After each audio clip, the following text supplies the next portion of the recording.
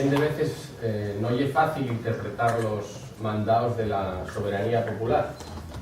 En estas elecciones los noreñenses votaron para que hubiera cambios, pero al mismo tiempo deseáronnos un futuro muy abierto.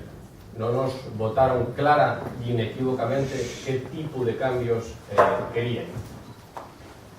Con ello, cuento que podemos aprovechar ese problema y transformarlo en una oportunidad de hacer las cosas mejor, en una oportunidad de gobernar de otra manera en este concello, de gobernar juntos, de gobernar en sin dogmatismos, de hacerlo en sin prejuicios y, en definitiva, de gobernar mirando por el pueblo y sobremanera con eficacia.